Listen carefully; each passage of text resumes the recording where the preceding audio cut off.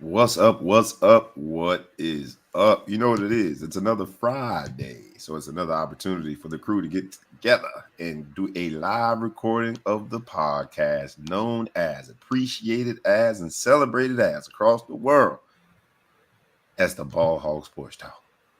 I'm coming to you today from the Central Time Zone. I decided to join my man, the Big Flow Show, and get into the Central Time Zone. We got our man ETP in the building as always. Today's episode is called The Cheat Code. If you have been watching television over the last several days, you've seen a particular scandal, alleged cheating that has been discussed up, down, left, and right, and every which way. We're going to talk about that and much, much more. The cheat code is this: coming up with the recipe for success, figuring out things that other people just couldn't figure out before you have mastered it. And there's a bunch of cheat code going on in the sports business entertainment today. So with no further ado, boys and girls, cats and rats, and anybody else that you can bring into the building, get ready for the show. It's the Ball Hog Sports Talk coming to you right now. So let's go.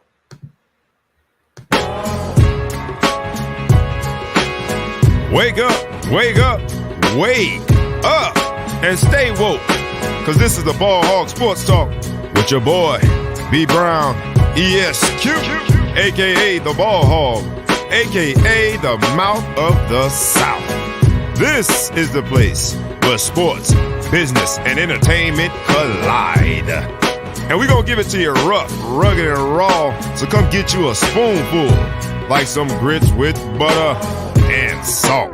You know how we do it in the South, y'all. Make sure you do not get caught in your feelings. Strap on your seatbelt and enjoy the ride. Come on, let's go.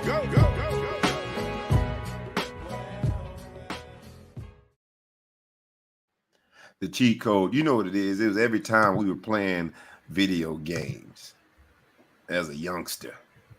Back in our day, it was Atari, and then television, and then Nintendo 64. When your man's beating you and he catching all the weird passes or he making shots from beyond half court. First thing come out of our mouth, man, this game is cheating. So in today's episode, man, we got the crew in the building. We're going to talk about the cheat code. The Big Flow Show coming to you from the Windy City in the Central Time Zone. What's up, my brother? Man, welcome to getting up a little earlier than ETP. You know, it's a good thing. I'm glad we got the memo. Everybody Black Shirt Friday. Black Shirt Friday, baby. That's everybody feeling. I started to put a little something on, but I was like, okay, everybody got their little black shirts on and stuff. ETP you almost must be colder out. AB song. You almost put that ish on, huh? All right. What's up? Put that shit on. Just keep my dance is tougher. Your dance is much tougher than the sashaying that goes on with AB. We're gonna talk about that. What's up, good bro? What's up, good bro? Always good to have people, man. Please like, comment, share, tag a friend, tag a foe, tag anybody that you know, and please subscribe to both the YouTube channel and to the podcast. I love that when we have our listeners chime in, so make sure you do chime in. We're gonna get in, man. We got my man ETP coming to you from the East Coast. What's up, E? You know what's not up? The temperature is not up. It's the second day of fall, and it feels exactly like it. So let's hope it stays. East Coast. This is your type of weather when it get cold. That fall sweater weather, baby. Sweater weather. You know what I'm saying? This is your stuff right here, baby. We know how the East Coast can be. The weather changes overnight, and I'm assuming they do the same thing in Chicago. But we're gonna get right into the cheat code, man. We're gonna get right into the cheat code. And how dare we not talk about our guy, Ime Udoka? I don't know if I pronounced it right, but it's time, y'all. I mean, look, I wanted to wait until the facts bared themselves out. I wanted to wait until we really knew we got at the heart of what has been alleged. I wanted to wait until some of the evidence bared fruit. But why do that? We in America. Let's talk about it now. What's up with my man? The Nia Long videos of her and Tracy Ellis Ross in the Kanye video, and like there's so many things that have popped up on Black Twitter. There's so much material that comes from this. Then people start questioning, well, what's wrong with Nia Long? Nia Long has officially been placed in the Halle Berry category. Like, too many men have cheated on her. What is wrong with her? That's just how men try to reconcile things mentally when we think, how could you cheat on Nia Long? But how dare we wait until more information comes out? Let's get in right now. Do y'all believe, first of all, there is another woman, another allegation that has been surfaced, also a woman that works for the organization. Who am I, again, to wait till the facts bear out? If this man somehow, some way entered into what seems to be a consensual relationship based on all rumors and allegations, if this man entered into a consensual relationship with not one, but two married women, does he have the official recipe of the cheat code to have two married women working in that building, risk their marriages to be with him? And that's before we get to the Nia Long part. I mean, are we seeing the new version of Goldie? Is this man the Mac? What's up with Ime, man? And then we got to be honest with ourselves and at least talk about it. Is it worth the risk? The man was inches away from, not maybe more than inches. He was a few solid feet away from winning the. What are we talking about? A few solid feet away from winning the championship. It wasn't inches. But he has in his possession, in his care, being the head coach of the Boston Celtics, he has a young, vibrant, up-and-coming, promising team to coach. And yet, my man is thinking with different body parts. He is putting game plans together that ain't got nothing to do with basketball. The man is creating he got a huddle going on, but ain't got nothing to do with basketball.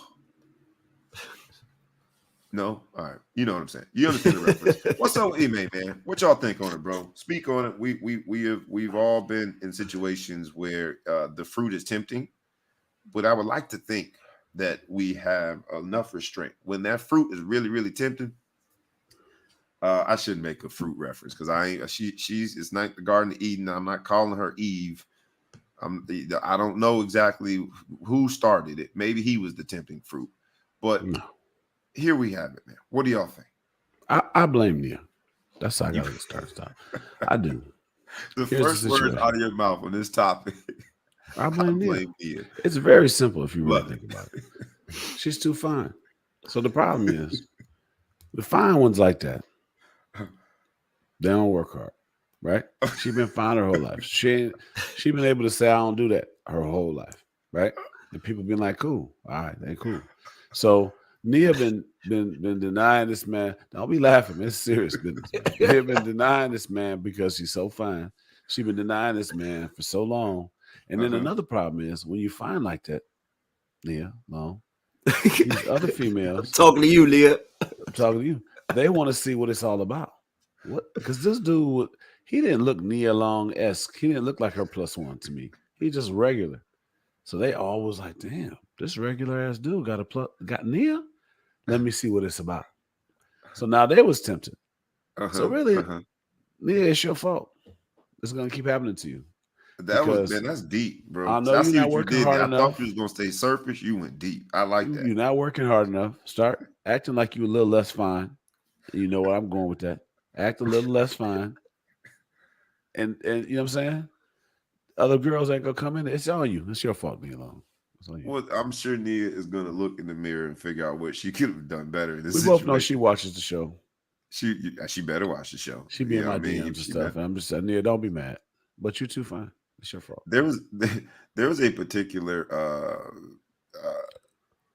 it was international news. There's a particular NFL player that had the luxury of getting to know and playing beside, who was dating several beautiful, well-known celebrity actress caliber women.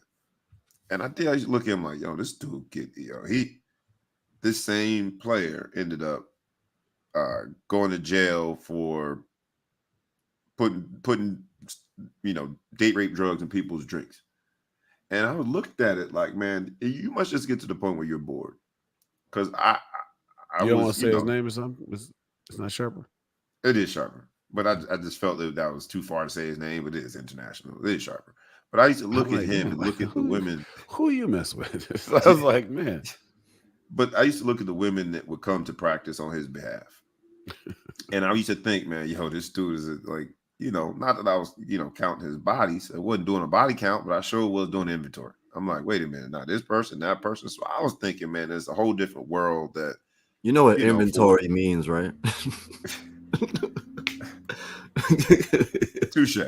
But my point is, I thought he was a whole different category. And then to hear that this same man was like putting date rape drugs in girls' drinks, I just think that maybe certain people get to a point where they're bored. And I don't know, maybe Ime is just bored, because if you have Nia Long, and I think they've been, again, we'll wait till all the details come out, but it sounds like they've had a super extended, I'm talking about one of them on steroids level engagement. You know what I mean? Like, when's the wedding? He kept waiting for her to change before we die. You know what I'm saying? That's the answer. Before we die. Kept waiting for her to change. Can't wait. ETP, any other relationship advice you want to give to Nia Long? No. What is your take on this, man? Our coach, man. I know we mess with your Boston Celtics all the time, but I officially am going to back away and think that maybe y'all got Goldie, y'all got the Mac, bro, to have not one but two women within the same building, married women, to go out on the house. If he was the Mac, he wouldn't be taking a year off right now, but he definitely he hit a few speed bumps for sure. There's two things. It's like one of two things I want to know. One is like, what does the corporate policy say exactly? Because if this was a consensual relationship, it must be some really, really explicit terms in there that you can't do anything. But then on the flip side, I'm like, he came out and just acknowledged, he's like, he apologized. He's already, got his crisis management from a PR standpoint, and he's not refuting anything. So either the policy's crazy, or we just don't have enough facts, and it just is some real crazy violations. I don't know what you can do in a consensual relationship. Well, that would get you suspended for a year. So let's hop into that, because now you have the act, and now you have the punishment. So let's talk about the punishment. And did you already put the Andre Crompton the comment up? What's up, my man? Keith Wilkes in the building. What's up, Keith? He said, "What's up, Irish?" Keith and his Ohio State roots messing with me. But I think he has a point in terms of why, because you're saying, what did the contract say? But from a morality clause standpoint, I don't know about the impropriety of being with a married woman. What I will say is that the morality clause probably has something in it relating sexual activity in the organization itself. And as Andre Crompton points out, having the title of head coach gives you a significant level of influence in that building that is probably only second to the owner, maybe the GM, right? So you're third in the pecking order when they look at the org chart, but more importantly, you're third in the pecking order when it comes to overall power and influence in that building.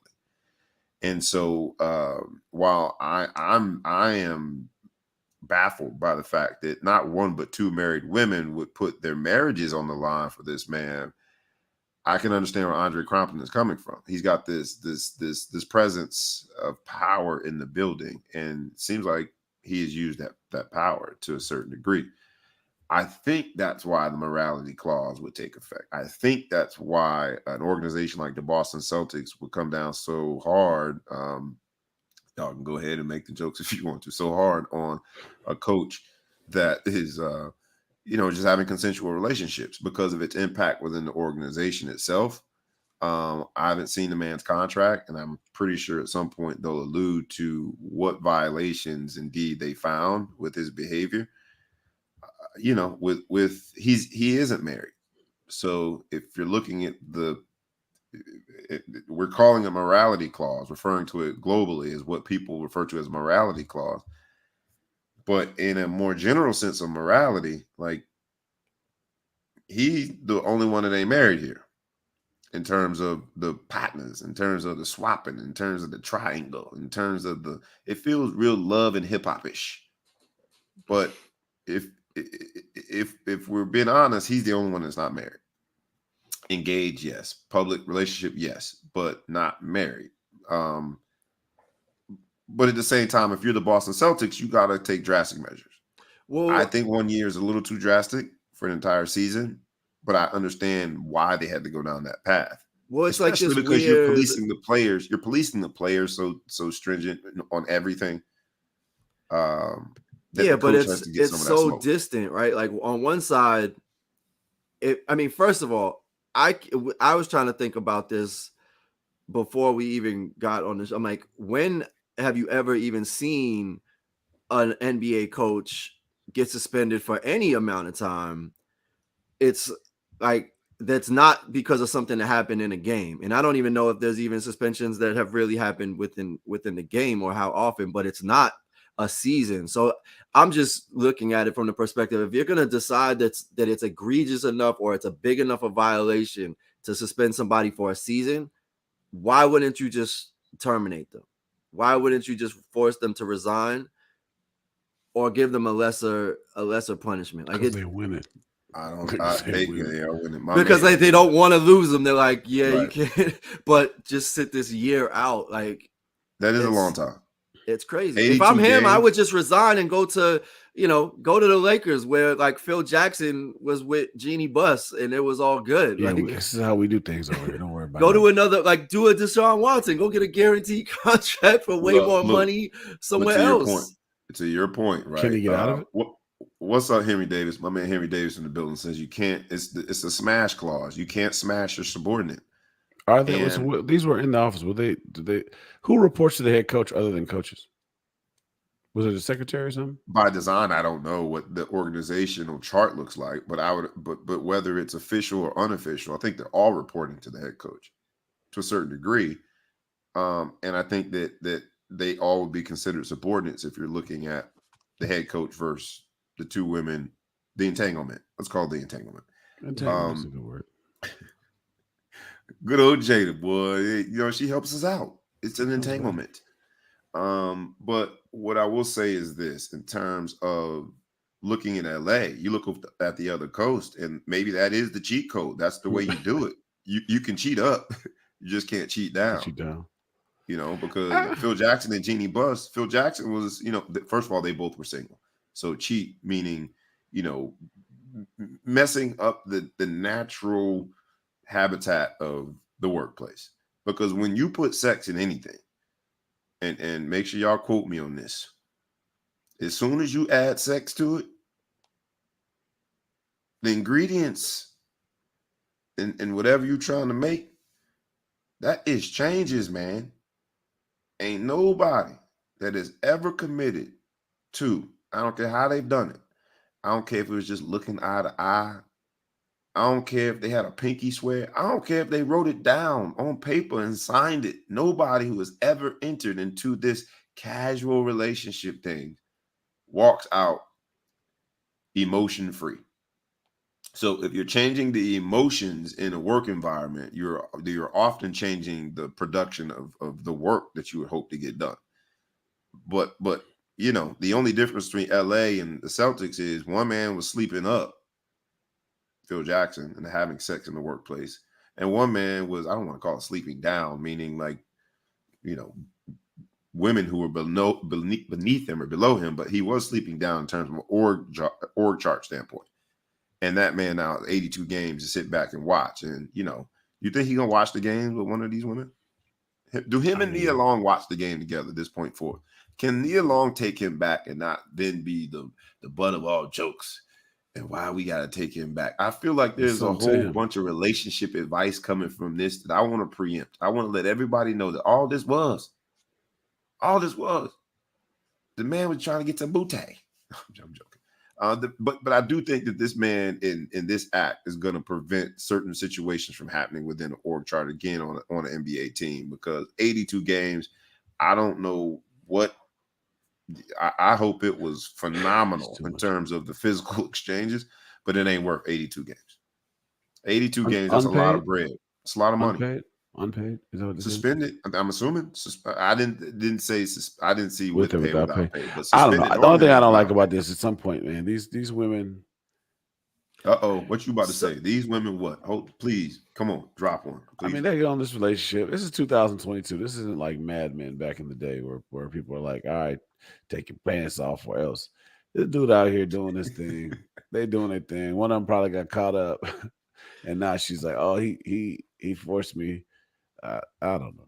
You know, so she didn't say so forced. there's a whole twist to this. What's the problem? There's a whole he going twist to jail to if they this. forced. There's a I'm whole just saying, twist like, to you know, this. she felt pressured or whatever. He was married, man. All you had to do is send whatever text message he sent you to the people when you straight. You paid forever. So now all of a sudden you go through all this. Now you regret it. So now his job got to. So this all makes sense if the current details that I'm learning about are true. Like basically the general information out. So it may be two women, but one of them is married to another VP in the Boston Celtics organization.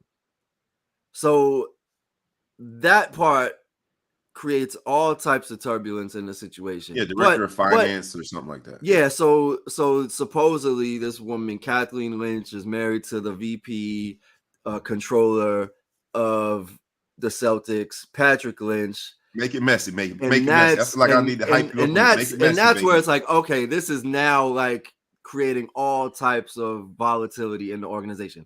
However, the idea of it being policy, like, so everybody jumped in and said, oh, it's policy. You can't have relations with your subordinates or whatever the policy says. However, there are two married people within the same organization, right? So that adds some questions in terms of how you actually manage a policy and where do you enforce it, right? So it creates a situation where, like, now you're challenging somebody's marriage, but then on the flip side, what is the policy exactly if you could be married within the organization? The policy might be in the interview process to ask, you know, tell me about a time when your marriage was compromised and you decided to go out for a walk and how that walk ended, because something is looks as though something is consistent about the Celtics organization. My girl, what's up, Michelle? Still, so I need to see an org chart. Yeah, I want to see a holiday party. I bet that thing be popping up in there. But you know, its impact on the organization and its ability to run smoothly, its ability to actually run a business was impacted by this. Right. Because that man is not coming back to work thinking, oh man, let's go win us a championship. He's embarrassed, even if the allegations aren't true when it comes to his wife. His wife and his name are now in this conversation. So normally when there's smoke, there's fire. And in this case, when you talk about sex, you know, the people just don't normally put the rumor out there unless they caught you, you know, grabbing somebody's butt on the way to the bathroom or something, or they saw you give somebody a kiss and, you know, in the coffee room. Something is here. There's some there that I think will absolutely mess up the business of the Boston Celtics. So the Boston Celtics, we're in a tough spot. I know that a lot of my where a lot of the fun exchanges happen in group chats with the fellas, people think that 1 year is too long and too severe. But I think that the Celtics were in a tough spot. But what happens? He comes back next year and it's going like, yo, my bad, dog. Sorry for messing with your wife. Let's get a chip. Like, what do you do in a year? You know, it's not that man is going to get us. That's between you and your girl, dog. You got to suck it up. She's the one that you got a year to figure this out, dog. You go to marriage counselor for a year, dog, and then he's going to be back, and we're going to go get this chip because otherwise we're going to have to let you go. The last words out of your mouth better be suck it up. You better not say nothing that it could be slightly construed as sexual to that man. He going to go postal up in that biat. But the woman said they had an affair. She didn't like unwanted comments. What does that mean? If you had sex with somebody and now all of a sudden I don't like what he had to say, so this. I mean, maybe she didn't want the comments at work, and you can't be like, "Yeah, I tore that thing up last night." He said, "I better not tell my husband." Why can't you say that? You can't say that at work. She's focused on her job. Now you remind her that she was out. Once you lay down with the person, that wall laid down. What are we talking about? Come on, man. That is no rule, man. That is no, just like they have the morality clause. There's no clause to say once we slept. I just don't like the term unwanted comments. How do I know you didn't want them? Now, I married somebody I worked with 2 times, man. So you giving Nia Long a lot of unwanted comments. Oh, wait a minute. Hold on. ETP. What'd you just say now? Go ahead and tell us how it's done then. If it's anybody who's figured out the cheat code, it's my man Big Flo Show. He said that worked out. Go ahead. You married? So I met my wife at work. Your wife, you guys work together, and you said it was harassment that worked out? It worked out. I went for it, and she was cool with it. So now we're married 20 years. You know what I'm saying? But okay, if she wasn't cool with it, I should get fired for that. I think that you could get fired still today if she says she didn't like some comments. If I still work there and she went back and divorced me, she could say, I didn't want that shit. And they probably would fire me for that. 20 years and 2 kids later, they'd say, man, look, she didn't want that shit. It was unwanted. She doesn't want it no more. So I don't know. I guess I'm a little cynical to some of this stuff, man. You're a consenting adult. If you didn't put in threaten your job and do all that kind of stuff, you're grown as hell and you're married. You could have easily got him to stop before, but you let him smash, but you didn't like what he had to say. Get the fuck out of here. You know what I mean? You think this is a case of look, man, I know how I can get you, so I'm gonna get you. If she got caught, I'm trying to defer. That's a self-sabotage too, though, because when that information goes public, the person that made it public she got caught. No one's telling that part of the story. Her husband caught her ass probably. And now she coming back and she's saying, I ain't like what he had to say because I'm finna get left anyway. I might as well go with a bag. I can't work here no more. I got to get a bag. Let me get his 1 year salary. And they said, we got to get the money from somewhere. You got to go. Hey, look, man. It's Nia Long's fault. A perfect opportunity to pause. All Nia Long fault. A perfect time to pause and say, please like, please comment, please share, please tag a friend, tag a foe, tag anybody that you know, and subscribe to the YouTube channel and to the podcast. With your help, we can get this in more people's living room on more people's smartphones. So please help us to help other people and let them know about relationships. Like, we got perfect relationship advice here. I mean, the Big Flo Show is telling us that simple and plain, when you hear this story, there's no other place to look. This is Nia Long fault. You just gave a very substantive breakdown of how Nia Long can improve on her relationship goals. So talk to me, Nia. It won't happen to you no more. Talk to me. I got you. My girl Nia Long. But here. Matter of fact, Nia, if you're watching, she is. And that man ain't done you right. You know, I'm a married man, so we have to figure out situations to how to get situated, but we got to work out some details. Let's make this so complicated that it becomes simple. Right. Like, help me help you to help me help you, Nia, is what I'm saying. But a similar conversation might have happened in the workplace with these 2 co-workers and my man, Ime. You got to write a book, man, because you're officially the Mac head coach / I think his resume's got to change. Head coach / pimp / whatever he is, man. Post some baby powder on that man's hands, man. Amazing, that dude. I'll give you final word as the Boston Celtics fan here, ETP. Do you think the Celtics got it right in their penalty? We're in the penalty phase now, and giving that man a year. Do you think they got it right? And do you think this now makes the Celtics vulnerable? Because this was supposed to be when the young talent came together and finally got them over the top, right? We messed around with good old Al B. Shore, also known as Jason Tatum. We talked about Jaylen Brown and his doggone kid and play look.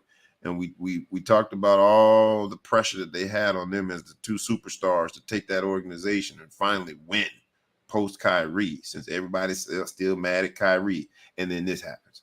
That's why Kyrie left. Kyrie knew Ime was about to be smashing everything in the org chart. Kyrie got up on out of there. Do you think this ruins the whole promise that was the Boston Celtics? And did the Celtics get it right in a 1 year suspension? You get final word on the ETP, the cheat code episode. What do you think? I don't know about all that, but I'm just going to make my prediction. Celtics in 4 years. Because they are just they between Jaylen Brown being dangled for trade rumors, who knows what Jason Tatum can do, this whole controversy. I don't know, you got this 34-year-old guy that's now about to be a head coach. I don't know what they're going to be able to do, but it's the Celtics organization, so I give them a shot, just not very soon. Got it. Hey man, you heard it here with the resident expert of the Boston Celtics, our guy ETP.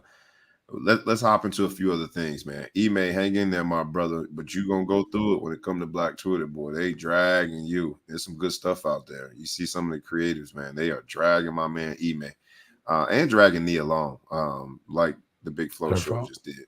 We talked about my girl. The Suns are for sale. We had the racist that we talked about last week, who some not only racist but misogynistic exchanges were discovered. And this particular owner for the Suns, we talked about him being suspended for a year. That's the reoccurring thing. Give him a year and being fined. What was he fined? 10 million, whatever it was. It'd be equivalent of $100 to owner, NBA owner. But now they're saying that the Suns are for sale, sort of having the same implications of Donald Sterling back in whenever that was, when he was pressured to sell the LA Clippers. And so the cheat code here, and not to make light of it, but the cheat code here, I think, seems to be that indeed, when you are discovered, when you are exploited, when you are revealed to be a person that does not subscribe to, I mean, that's just like some of the stuff that he was saying was just crazy. Do you think that the NBA pressuring this owner to sell, because I'm assuming he's been pressured, whether it be the NBA or the fans, he's being pressured to sell it, because you don't just sell an asset that valuable. You look at the NBA teams and their overall value, it is an appreciating asset that he is now being forced to sell. Do you think that that is the right way to go when it comes to the Phoenix Suns and forcing the racist, I shall call him, to sell the team? I'll start with you on this one, ETP. I mean, we talked about it before, right? Like, well, one, LeBron James is the most powerful man in the NBA. Because the fact that he comes out publicly, disagrees with the NBA's decision, and a week or so later, it becomes a total change of direction that now they're going to start looking for buyers.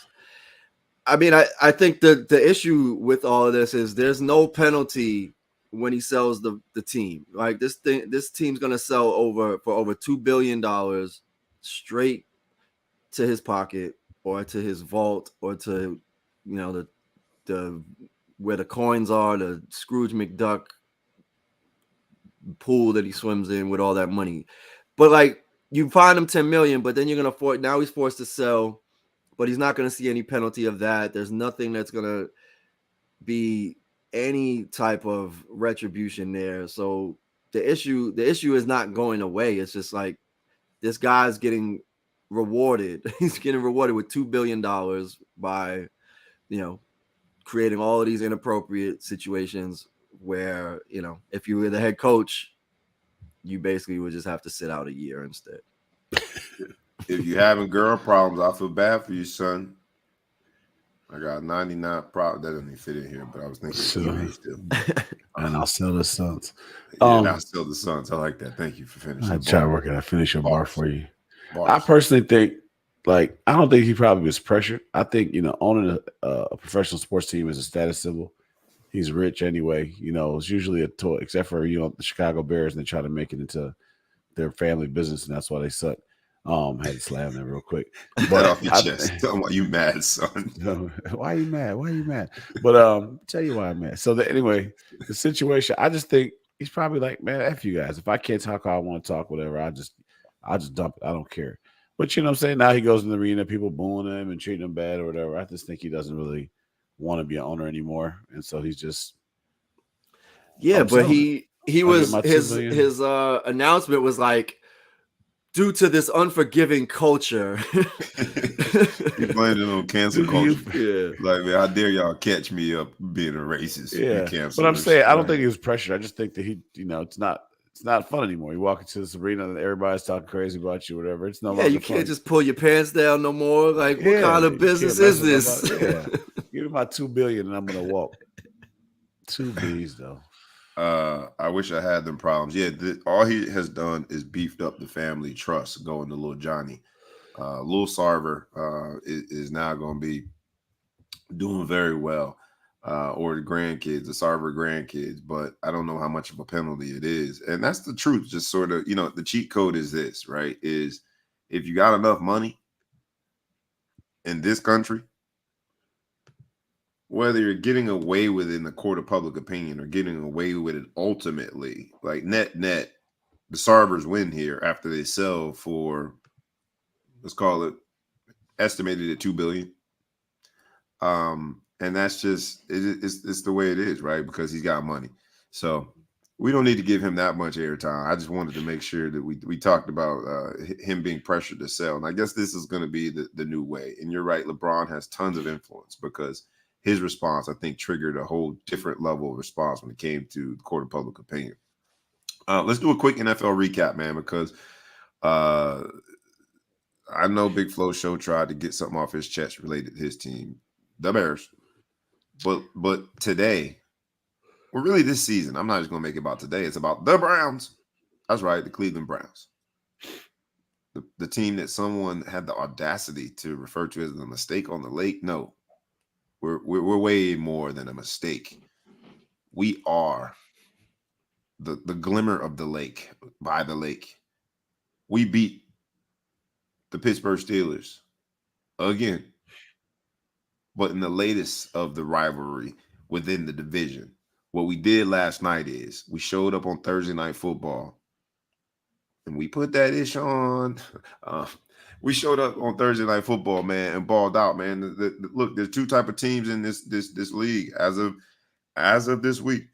There are two type of teams in this league. Either you're above 500 after Sunday, or you're below 500. And the Cleveland Browns are officially above 500. They're 500. No, we're 2-1. Tie, right? We're above. We have no ties. Who had the tie? We're 2-1. We're above 500. We above. Oh, right, because y'all played. Yeah, y'all played last night. So yes, now you're the only team that has played 3 games besides the team you beat. Celtics, not Celtics. The Steelers. The Steelers are 1-2. It's Neil Long fault. What Hey, Scott Beard, man, I don't even know why we got to talk about the Bears right now. Nobody asked you nothing. Yes, we did. We always ask the audience to chime in. About comments, Scott Beard. The Bears are trash, though. But you know what? We're going to win this week. We got the Texans. We're going to beat them. So what did you see from last week, man? I saw a video that I posted. It happened to be the Bears, but just it showed the fandom and just how crazy we are about the team. This guy's crying. He basically, the young lady who he's dating said something about, "You gonna kick me off?" And he's like, "I've been a fan of the Bears for 22 years. I just met you 2 months ago," and I'm laughing at it, but it's so true. The emotional roller coaster the NFL puts us through, man. So NFL recap, anything that you guys saw from week 2, anything you're excited about going into week 3. We saw Tua's performance last week was pretty impressive, considering that a lot of people, myself included, thought he was going to be a bust. Is there anything else that stood out last week? I just got to go. And those were 2 Alabama quarterbacks going at it last week, but go ahead. I mean, we all laughed at Tua when he said, "If I can't see you, you can't see me. I can't get you the ball." Yeah. And that's all he had to say. Changed the game. That's all he had to say. And them dudes said, "All right, I'm just going to run around till he can see me. He'll give me the ball." 6 touchdowns later. Who knew? So our Irish, listen, when you're Notre Dame this weekend, that quarterback isn't that big. Make sure he can see you, and we'll be straight. Hey, man, he had a point there, but this is a point that most NFL quarterbacks wouldn't take the time to make. Matter of fact, I'd say most Little League quarterbacks would make the time to make that point. But he put on, though, man. He balled out. Is there anything else from week 2 that you guys saw that you want to rehash? I thought there was a lot of good football. The parity in football is amazing. In week 2, the entire division, AFC North, all came up short.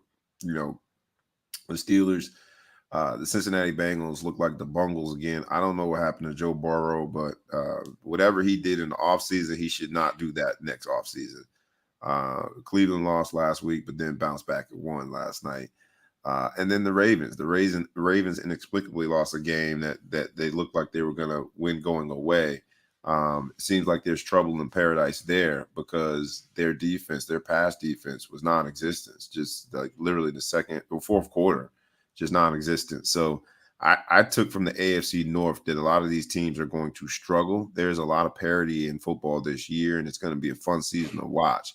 Anything else that you guys took from the NFL recap week 2 and then looking forward into week 3 as we started the weekend with a dub in Cleveland last night? What do you guys think? I just want to, as a lifelong Patriots fan, I just want to shout out the Jets for letting Joe Flacco and letting you conveniently forget that Joe Flacco, who we all forgot about, threw 4 touchdowns and 0 interceptions. That ain't right, Coach. Against the only team that's above 500 in the NFL, the Cleveland Browns. Hey, man, people win the lottery every day, B. They win the lottery every day, B. Look, what's up, Coach? My man, Coach Patrick Thomas, a big Jets fan. I knew I should get some of that on this week, but guess what? The Browns, because of Thursday night football, made it okay. They won last night. But yes, losing to the Jets and even last night watching the game, because since you're forcing me to talk about it, we've snatched defeat from the jaws of victory. That was mathematically, again, I hate when people lose a math test on national television. Mathematically, all we had to do is take a knee and the game is over. Instead, we score and figure out a way to not get an onside kick, and the Jets win. And I don't think we're going to be saying those words together much this season, Coach. But the Jets did win when it came to Cleveland last week. So last night when I'm watching Thursday Night Football, and again, it seems like mathematically we're going to win the game, I'm nervous. And I can tell that Kevin Stefanski, the head coach of the Cleveland Browns, is nervous. Because when bad teams figure out how to snatch defeat from the jaws of victory, like the Cleveland Browns did last week versus the Jets, like several teams did last week, it makes you nervous throughout the year. We are finding out who the best chess players are early in the season. Kevin Stefanski got to work on his game a little bit, but shout out to the Jets, man. They got a dub and happy for them, and I don't know how many more they'll get this year, but but even the AFC East, has Buffalo and everybody else. Buffalo pretty good this year too. Buffalo's darn good. But I thought it was going to be a very competitive division. Hasn't lived up to the hype so far. This NFL season is, I think, more exciting than most because you really don't know. Like, who's your early pick? We did the early pick before we had any information. But as of now, after seeing 2 and 1/16 of the games for week 3, so who would you guys think is, other than the Bills? Bills to me look like they're for real, but not a lot of evidence as to who's going to be a team to reckon with come into the season, playoff time, and going into what would be, your pick for a Super Bowl. I don't know. The football has been that fair, that equal. It's been a lot of parity. I'll give you last word on the Big Flow Show. What do you have? NFL recap. We're looking forward to this week. Anything you want to share before we I'm move going to predict the Buffalo going to win the Super Bowl this year. He's predicting Buffalo's going to lose the Super Bowl. Win. Oh, win. All right. All right. Super Bowl. That dismissive. Okay. Yeah. I want to predict that. The only reason I think it's disrespectful, right? If I've already said the Cleveland Browns going to win, we know that Buffalo Bills can't go to the Super Bowl without winning the AFC. I know that the AFC is going to be won by the Cleveland Browns. I know that in week 11, when Deshaun gets back from his little vacation, he on a little PTO right now. He's going to be rusty. He's going to come back and get hurt. He took some days off. He had to get some family situation situated. I know that the Cleveland Browns are going to be the team that comes out of the AFC, but I'll take your prediction on the Bills, man. Hey, everybody got to take it into consideration at least. You know what I'm saying? At least. He just went straight. Buffalo Bills go win the. We shall see. Let's just fast forward all the way to the end. Fast forward all the way. It's going to be the Bills, right? Spoiler alert: the Bills going to win. Let's hop into some other stuff, man, because I did want to talk about and give respect to the team that is the first ever. That's right, the first ever. The Aces went wild in Vegas. the Aces, the Las Vegas Aces, the team that has won the WNBA championship, the team that I watched beat the Connecticut Suns. A lot of talent on that team, but it's the first time ever in the amazing environment that is known as Las Vegas, on that Las Vegas Strip, the first time ever they had to do a championship parade. So shout out to the ladies of Las Vegas Aces. Hold on. Didn't the hockey team win? They went to the Stanley Cup. They lost to the Capitals in 2018. They did go. They didn't have the parade. They had to cancel the parade. So they still had those leftover balloons and all that. They had a plan. Maybe that's where they got the plan from. They didn't have a parade. But they didn't have no parade. But the Las Vegas Aces did have their parade. So shout out to those ladies. That's got to be very exciting to be the first ever to win a championship in Las Vegas. Shout out to me for predicting it. I worked really hard. I just, hopefully I could get a ring. I was very much a part of that championship. So hey man, the cheat code. They listened to you and they did everything you told them to do while you didn't tell them anything to do, and they won. You know what I'm saying? Yeah. That's how they won. Yeah, it's crazy though. Hey, give them credit for staying out the way. Yeah. Sometimes doing nothing is the most important thing you can do. Yes. Hey man, my man Ime Udoka, head coach of the Boston Celtics, should have taken that advice, man. Sometimes doing nothing is the best thing you could do. Yeah, man. I think this is a dynasty though. It's funny, like they look like, ironically, coming from the Popovich coaching tree, Becky Hammond. Shout out to her, man. She's gonna get like the Spurs. She got an NBA coaching job, right? Becky Hammond has to be the first woman to get a head coaching job in the NBA. Well, she was up for it, and she wasn't getting any real looks. So she went to the That's why she went to the WNBA, because look how quick she created a culture. She created a culture there rather quickly, man. And I agree, it looks like a dynasty, and Becky Hammond has a lot to do with that. I think she's the first woman that gets an NBA head coaching opportunity, and I know she was in the talks of it, but I think real substantively, because as a coach, I don't think there should be any. I think she can be a head coach in the NBA. There shouldn't be any discrepancy in terms of gender. It's basketball. I think you should buy the Suns and make her the head coach, because Marlene, that could work for you. I think we should do it together, man. I got $13.87 in my account. What you got? I can match that. I can match that. I'll get y'all on the contract renewal. Yeah, you got. I can't do it this time, but I got something on it. I wanted to make sure that we at least acknowledge that Roger Federer retired, and I was hesitant to bring this up because I feel like you got to wait 2, 3, 4, 5 months after Serena before you steal the shine. But at the same time, if there's anyone who had the cheat code when it came to men's tennis, Roger Federer was him. We talk about the rivalry between himself and Rafael Nadal, but Roger Federer was at the top of his game for a very long time, and I will undermine my own belief that we shouldn't talk about it and give him props, because if there is a cheat code when it comes to men's tennis, he is the cheat code when it comes to men's tennis. Federer was a bad man. He was a consummate professional. You didn't hear about a whole bunch of trouble off the tennis court. He was very focused. I thought he was an ambassador for the game worldwide, and tennis will be a little less powerful when he indeed, if he stays in retirement. Tennis seems like one of those sports too. You can easily just decide one day, man, you know what? I'm done being retired. Let me go play again. Well, that's a sport that retired people play, right? I know. I was gonna say it's a bunch of old biddies at the park playing tennis. So you can always play. You just got to start picking your opponents better. Do they have a senior tour for tennis? That's what Roger, what do you plan to do in retirement? Play tennis? Yeah. You're gonna be a pickleball world champion. Hey, pickleball picking up across America, man. Roger, go out there and get right work. By my house. You gotta buy parking at the pickleball court. Yeah, no, they ain't messing around in the suburbs. But there is scientifically proven, scientifically, but they've done the data and shown just the uptick in paddle sports, and pickleball being one of them. But, and I can't attribute all of that to Roger Federer. But I do think that the greats, the Goliaths in tennis, if you think of that era and Serena and Roger Federer being the sort of the head of the beast when it comes to the era of tennis, both as a women tennis and men tennis, respectfully.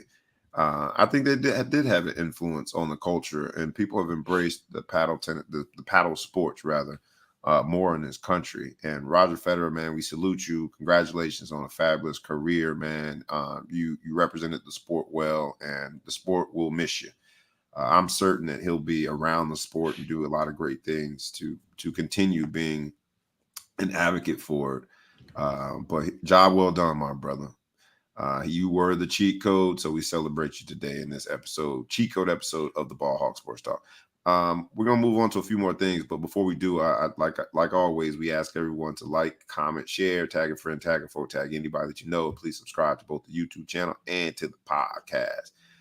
This is gonna be one of our shorter episodes, as I got a ride waiting on me, the plane, and they tripping. They want me to actually get there on time, so I gotta go pretty soon. But before we go, man, my man AB, my cousin.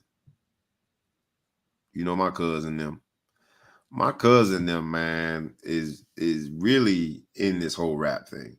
He's got this song that he does a dance to that reminds me of what was the black guy name from Revenge of the Nerds? Lamar. Lamar was the character name. If you haven't Googled it. Put that ish on, and with a dance that has taken off. A lot of NFL players in their touchdown celebrations this week did the AB. Could you demonstrate? I can't. I'm just not going to do that. Not where it's captured. No. So I'm good. I'm committed to our audience, but there has to be limits, and that's my limit. I'm not doing no that dance. No, can't do it. But I will say that a lot of NFL players are doing it. It's gone viral. It's taken off, and I thought that was enough, because in the Ball Hawk Sports Talk, sports, business, and entertainment collide, and we have the sports part. We're talking about business a lot, and I sort of just wrote AB off as entertainment, like Sideshow Bob type entertainment. But the truth of the matter is, this man just got booked to do a real show. He's a rapper. He's not an aspiring rapper anymore. You get booked to do a show. You mean you're a rapper? You're a rapper. So, look, the cheat code is, when you're done playing, just make sure that if you're going to be entertaining, continue to be entertaining, and someone somehow, somewhere will find you an opportunity. And AB, you're a rapper. Cheers to you, my brother. You have the cheat code when it comes to entertainment. That song sounds terrible. You repeated the same refrain over and over again, put some auto-tune in it, and yet you've got at least a viral hit. I don't know if it's making you any money. I thought that everyone's questioning whether or not you had CTE, and your erratic behavior was going to make us all feel sorry for you as we walked you off into the sunset. But no. You, my friend, are a rapper. You have another career. You are the cheat code. Congratulations to you, my cousin. Everyone who laughed at you, now they can sit back and just be jealous, because he put that ish on. AB, man. Anybody got anything to say to AB, man? Like, he's teaching us about career transition. He's teaching us about how to have a plan, how to have your own opportunities provided to you by you. That is AB. This is like the Coming to America version of rap. It's like, y'all got the baby, we got AB. It's like the baby, but without any of the hip hop. I just Andre 3000 rolling over his grave right now. Trash. I'm talking about big trash. Oh, man. Hey, look, he getting the last laugh. I'm laughing, but the truth of the matter is, he's got the cheat code, bro. He's a rapper. He got booked. He ain't selling tickets for as much as an NFL salary. I don't care what you say. Not yet. You better add yet to that. AB he's the cheat code. He figured it out, man. He figured it out. Well, I guess if T.I. can be a stand-up comic, AB could be a rapper, right? Hey, man. Hey, T.I. got to come over to dance now. The T.I. dance. Let's talk about this transfer portal, man, because we saw the statistics this week. Let me go to it. The statistics this week show that transferring is the new cheat code. And bear with me as I pull it up. But what do I mean by that? We know the transfer portal is just swole, man. They got people in that thing left and right. And the tragedy is that most kids in the transfer portal never find the next opportunity because there's more people in the portal than there are scholarships available. But of the 131 FBS college football programs, in week 1, the starting quarterback of the 131 college football programs, 60 of the starting quarterbacks at those programs were transfers. 40 of those transfers changed schools within the last 8 months.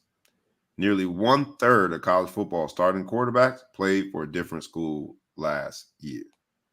And that might be the cheat code. Just go find you a quarterback that is disgruntled and unhappy somewhere else. Change the color of his uniform, bring him in, and voila, we're going to call that how to get ready for next year.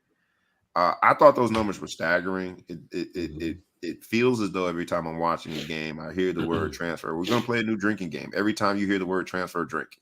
Because when you're watching college football, that's all you hear. Every telecast seems to, and he just transferred. He's a some transfer. He's a some transfer.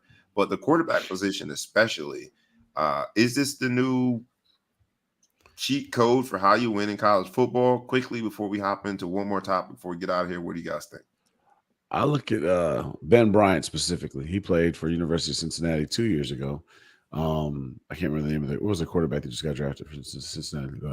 University of Cincinnati.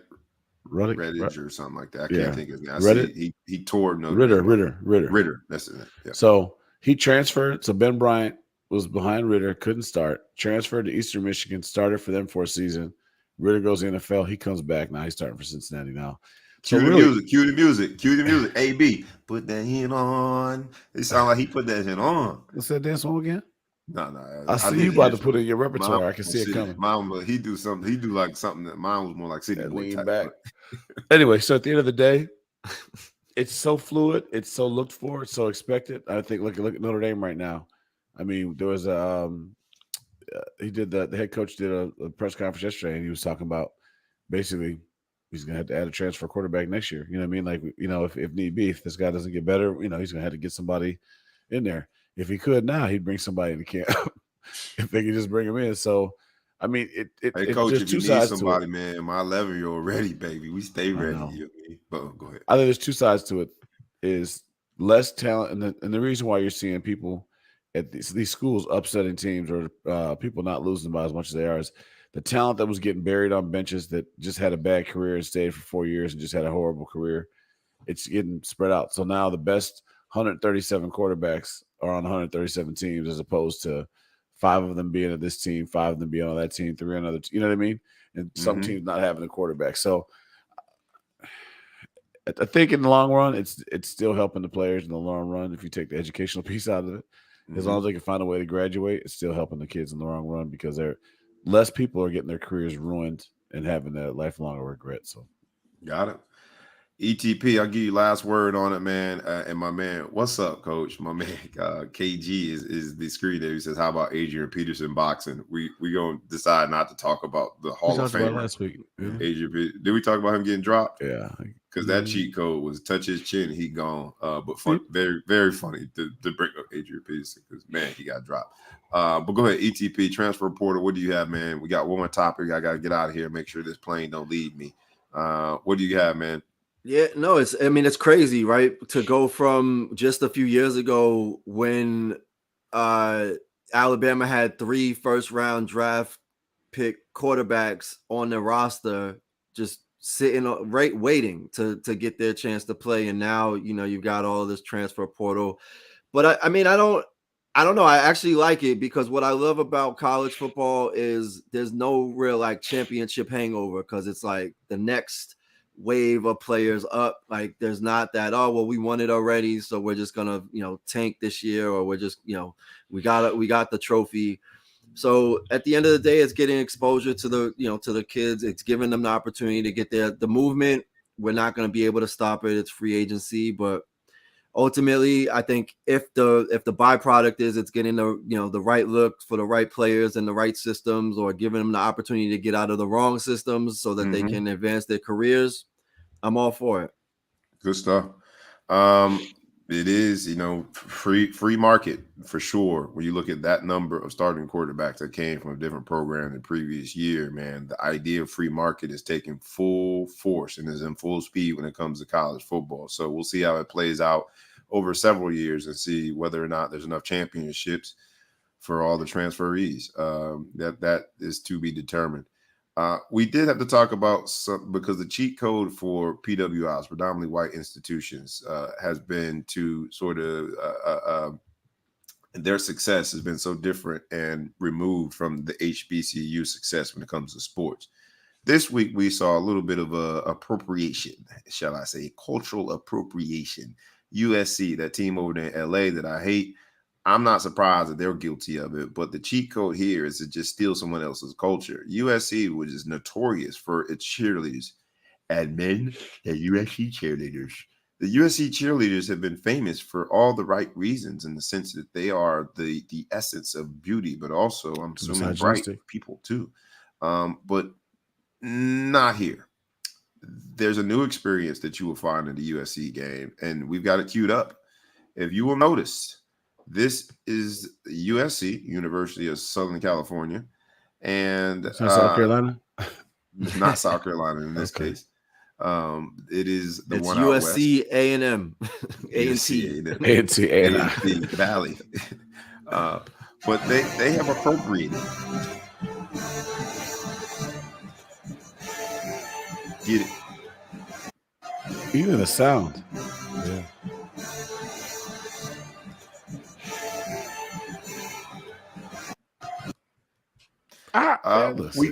We bring this to you. You like it? Go ahead. Yeah, why not? Why can't they have some culture? Why can't they adapt and be inclusive? What's wrong with that? I agree. Did you not enjoy it? You know what? You just changed my mind. I call it appropriation. It's good to see that there is a little bit of flavor. There's some seasoning at USC, because USC cheerleaders have been notorious for being beautiful and being bright people and representing the university well. But if you look throughout the years, they've also been very notorious for being very tall, very white, and very blonde. And so this student, USC student, I don't know which one of these majorettes decided to, on her own, create this majorettes, but they have taken what you would normally see in homecoming week at a HBCU homecoming game, the idea of a majorette, and they have not brought it to USC. So I agree with you, man. If we're going to be, from a percentage wise, less represented on these campuses, it's good to see from a true representation standpoint culturally that we would be fully embraced and celebrated. So you know what? I changed my mind. Go ahead, USC. Go ahead and steal the idea of being on the HBCU campus. He borrowed it. I like that. Be inspired by the HBCUs. I'm with that, because where we are as people, we should always be who we are and allow our culture to shine bright. So I'm happy that this student decided to do that. Shout out to USC. It's the only nice thing I can say about USC. It's all good. It's just you always, like, I just gotta say, like, it's all good, the exposure, showing this tradition, but the only time it becomes an issue is when then it just gets co-opted, and then basically you start to forget where the tradition started and the history. Somebody says USC started this new, right? Like, no, this been in the HBCU circuit for decades, right? But then when they started, look what USC originated and started this whole new troop, and that's when you start to get that's why everybody gets sensitive about this, right? Is because you just start omitting and being like revisionist history about it. So just need to call that out. Until that happens, I'm clapping. Go ahead. Clap it up. All right, man. So I'll leave the USC majorettes in this episode of Cheat Code and end with this, because as we celebrate what was done there with this particular student, sounds like she was a beautiful member of Delta Sigma Theta, based on my girl Michelle. What's up, Sarah? But that is something we can celebrate. What we can't celebrate, or I'm just gonna say it, man. Herm Edwards got fired on the field.